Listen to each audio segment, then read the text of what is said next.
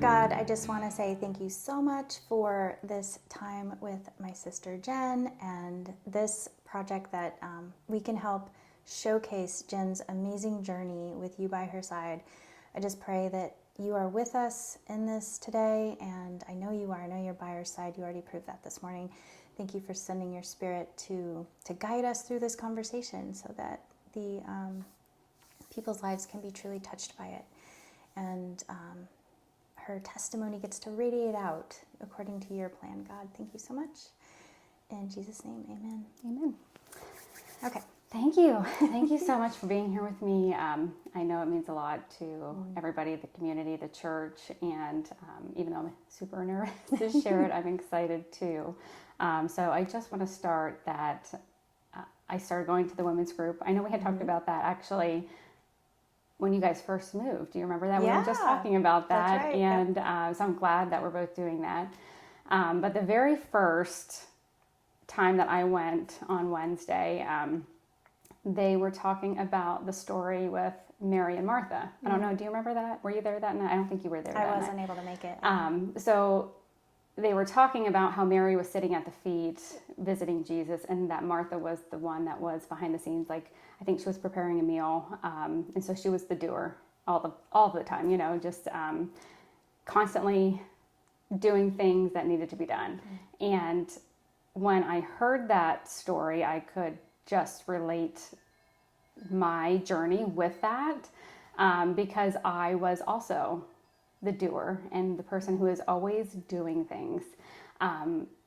So when I found out that I had a brain tumor, it just took me to that whole situation, and it was just a crazy time in my life.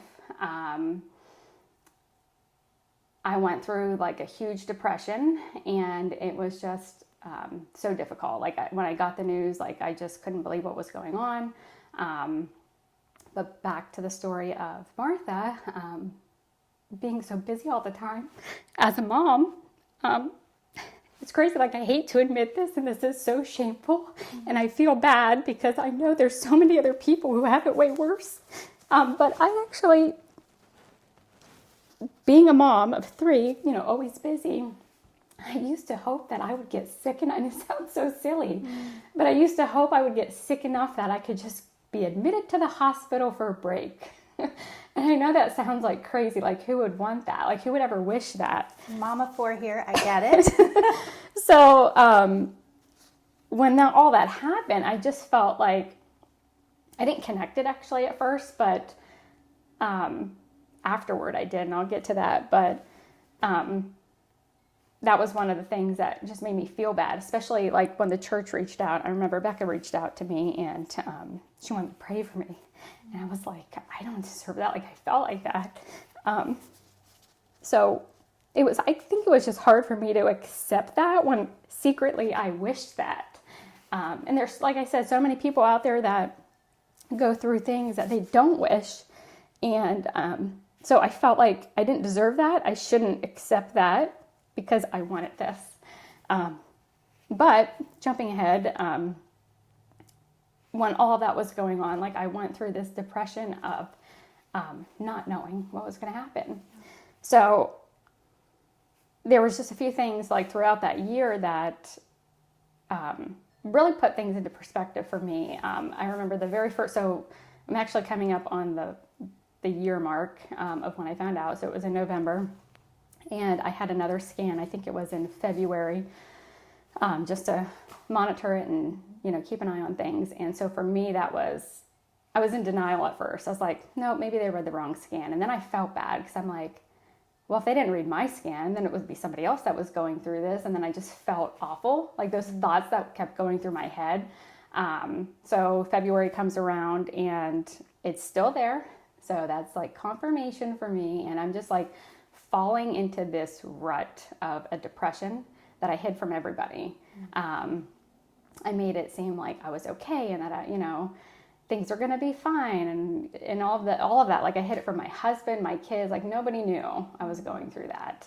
And that's why I get emotional, because even though it's been 5 years since I found out, it's still so fresh. Yeah. So I don't know if you've ever gone through anything like that, but so I had that scan in February, still there. And I'm thinking to myself, what am I going to do? The one place I was at wanted to do one course of action. It didn't seem right to me. So I did decide to get another opinion, and I went to Hopkins for that. And what he was telling me was my worst fear of, having the surgery. But it felt like the right thing. Like I didn't want to do it, but I also didn't want to go through this. And, but I felt like that was what needed to be done. So, fast forward a little bit, we were scheduling the appointment. I think it was in September for December. And, I told him on the phone, I'm like, you're gonna have to be ready and waiting for when I get there, because I'm not gonna be okay. I'm probably gonna have a nervous breakdown. I'm gonna need medicated, like as soon as I get there. And during that whole time, as time went on, scheduling those appointments and whatnot, I just felt like I need to give it to God, because this is not in my control. I don't want to go through this. But I don't have a choice. I'm a young mom, and they said, at some point, because of my age, like we're going to have to take care of this. So I knew that I needed to do it now before it caused more problems. So I just gave it to God, and throughout that year, like certain things were happening, and I really took those as signs from God. And I feel like those signs are always there. You just don't realize it.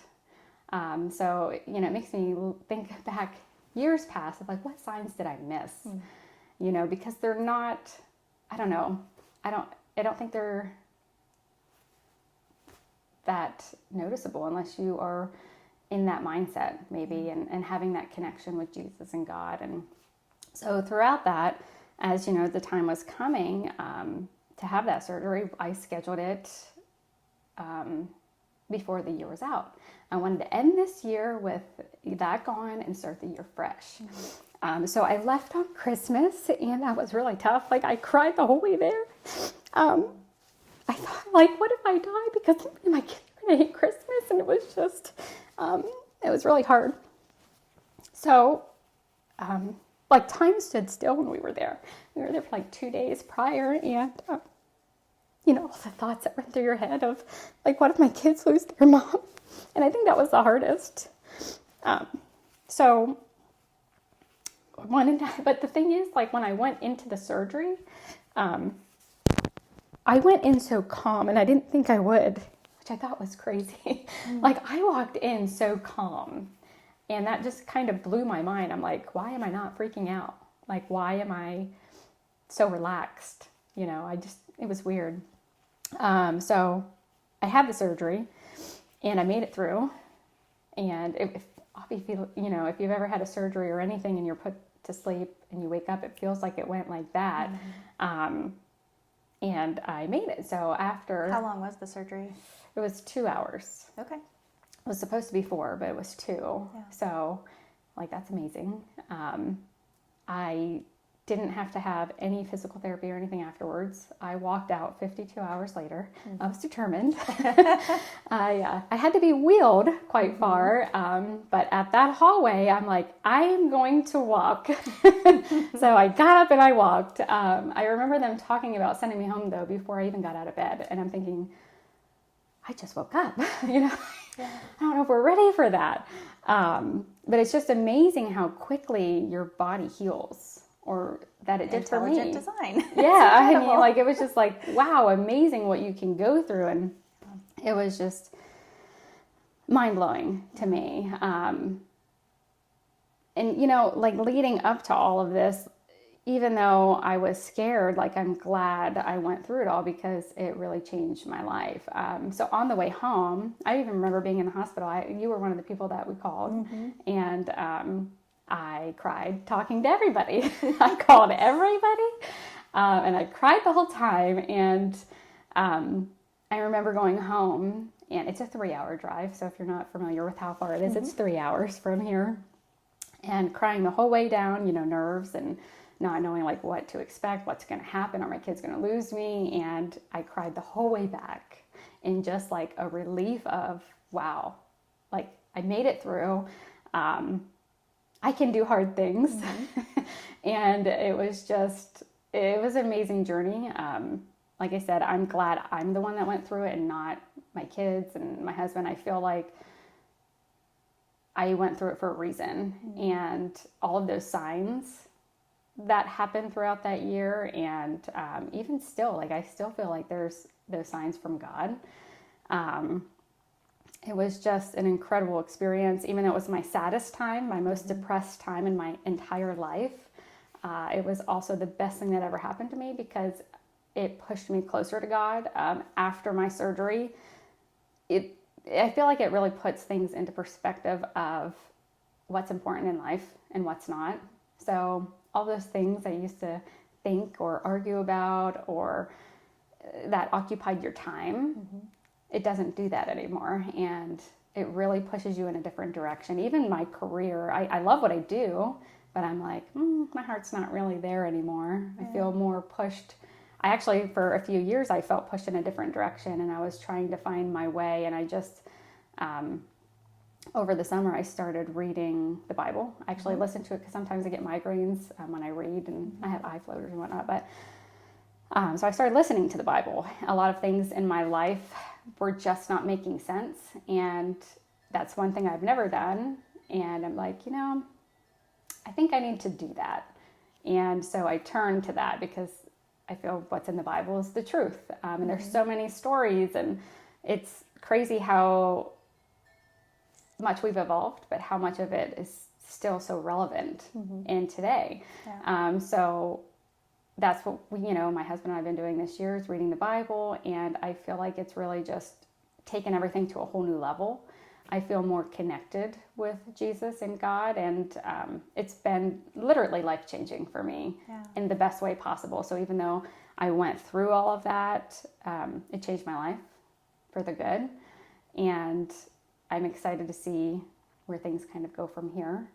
But one of I'll touch on one of the signs from God, because I don't know, I think it's special. And we had 2 dogs. And my one dog, he was getting older, and I knew he was kind of nearing like his end of time. And so before he left, I wanted to get another dog, and my husband really didn't want to. And I'm like, but we can't just have one dog. He needs a friend. So it was important to me. And so he was on board with it. And I took so long. Like, I looked at all of these rescues and shelters, and I'm like trying to find the best dog, because I feel like this might be one of my last dogs, because he's not really much of an animal person, or was. But so I'm searching and searching for the best dog that I could find. And I stumbled upon this rescue, and they had this litter of 10. So technically a family of 12 with mom and dad. And it's a Coonhound Great Dane mix, and they were born on Easter, and they all had biblical names. So I'm like, this isn't a sign from God. Like, I mean, it was, and that's where it was like so clear to me, because I mean, it can't get much clearer than that, you know? And so at first I took 2 into foster, and they did so well together that we wanted to find a home for them together and not separate them. And I knew my husband would be like, nope, to 2. So I didn't even ask. So we just fostered them.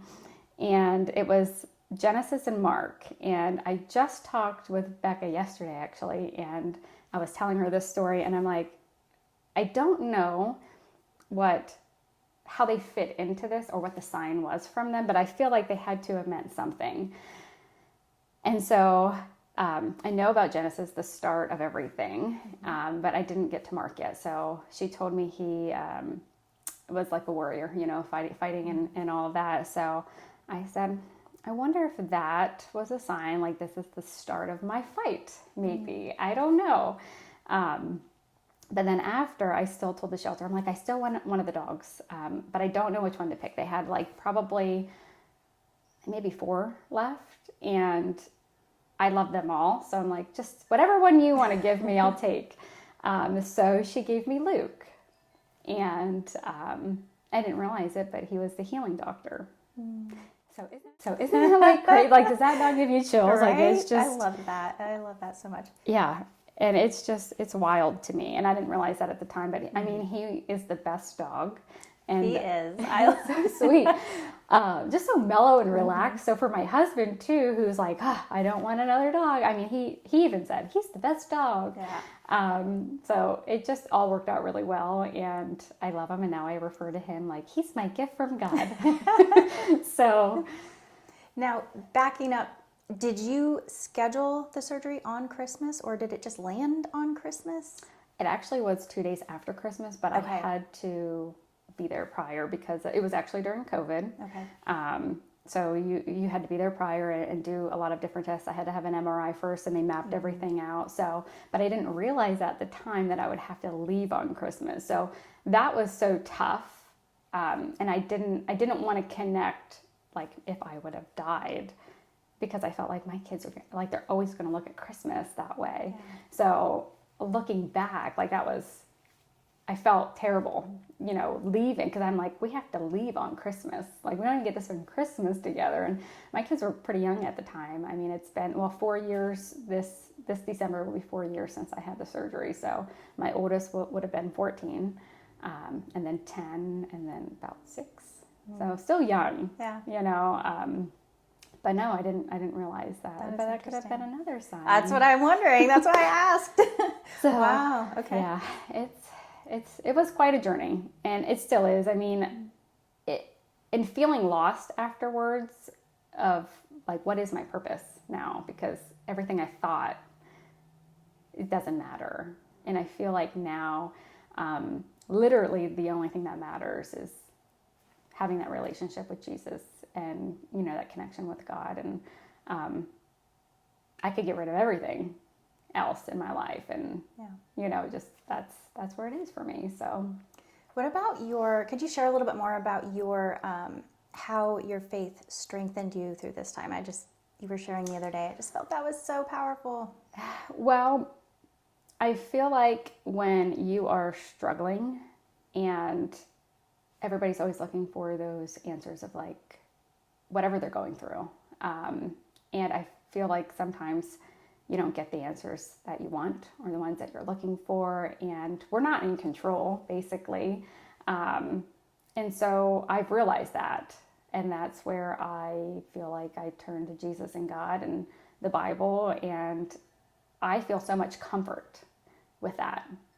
Like more comfort than I've ever felt in my life. Like I feel like I'm whole now, not just kind of lost out there trying to figure this out on my own, because I'm not in control. And I have a purpose, and I feel like I'm now figuring out the path that God has me on, and that to me is comforting. Yeah. So, Yeah, that's incredible. And how about lessons that, looking back, what are you taking away from all of this? well, my first is not being the Martha. Not being the person, slow down, enjoy everything that you have going on, even through the hard times, because you don't know, that could just be part of your journey to encourage somebody else. Be careful what you wish for too, because those things happen. And I'll tell you quick, a story of my husband. It's been a year that he's been watching these camper remodel projects. And he thought, this would be so fun to do. And I'm like, I'm kind of tired of working on houses and things. And I don't want to do that. I want to like enjoy our family time. And, but he's a doer. So he likes to be doing things and all of that. So I said, well, let's get an older camper that we don't really have to put a lot of money into or time, and we'll just go enjoy things. So we found a camper over the summer. It looks great. The people that we bought it from are super sweet, and I don't think they realized like how much wood rot was underneath.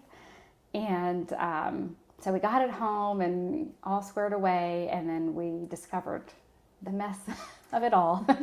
And I think he felt a little discouraged because it was like a lot of work, actually. Took a few months of him working on the side. But I always try to look at the positive and everything. So I said, this is your wish granted from God. Like, he answered what you wanted. So you have to be happy with it. And you know what? Like, he did actually enjoy working on it. He's like, that wasn't bad. That was kind of fun. It was different than what, we usually are doing or what we have done for a long time. So that was pretty cool. Yeah. But so I think my takeaways and my lessons were just to kind of slow down and enjoy the simple things, the everyday things. And then definitely, so before my surgery too, I felt it was very important because I already gave this to God because I was not in control. I actually got baptized. My birthday is December 15th and my surgery was the 27th. Okay. And then I had to quarantine for 2 weeks prior because it was during COVID. If I would have got sick, they would have postponed it. And I'm like, I have to end this year without that in my life so I can start fresh next year. So it was so important. But I thought, I need to get baptized. I needed to get baptized. And I was ready for it. Becca actually baptized me. And I remember being there. They had all of the doors open. I didn't have to touch anything. And I was ready. I was ready, like, let's do this. So I think slowing down, accepting Jesus, getting baptized, and reading the Bible. I think those are 3 extremely important things because it's life-changing, and it made my life so much better than I could have ever imagined. Yeah. Even going through that, we just had study last night, and it was all about the emotions. And yeah. I know one person asked, what are you supposed to do with sadness? How can you find joy in sadness? And I looked at her and I knew that I would talk about this today because I did. And I would have never thought that I would have done that because it was such a hard time. But anytime I tell people about my story, I tell them, I'm so glad I went through that because it literally changed everything in my life. All the thoughts that I would have, if you ever have arguments with people over the silliest things, you're like, this doesn't even matter. And it really just changes your perspective on life and what you can do with it. And I feel like now my purpose in life is to lead people to Jesus. Yeah. And so that's what I'm trying to do. That's beautiful. That is so beautiful. And I just want to say thank you so much for sharing at this depth and vulnerability, because to me, the power of testimony means that other people can learn, the lessons that you have to share so that we don't have to go through something tumultuous to learn the wisdom of God, but we sure can. And so thank you for bringing your wisdom forward. What else is on your heart that you would love, a message that you'd love to leave everyone with? I think my message is, even when you are going through your darkest days, still look for the light, still turn to God, turn to Jesus, because nothing else is going to fix it for you.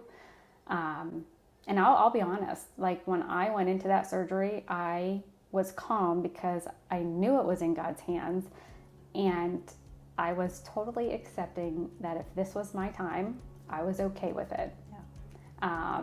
And I knew that I was going to heaven, and one day I'd see everybody else that I left behind. So even when it's your hardest days, I still think you have to look for the light and have that faith and hope. And nobody's making it out, alive. And one day we're all going to be there. And that is why I feel like it is such a strong pull for me to turn people to Jesus, because I want to spend eternity with you and everybody else that I love. So that's, I think, what gives me hope and excitement for the future. So yeah, that's incredible. Thank you. Thank you for doing this with me. Beautiful.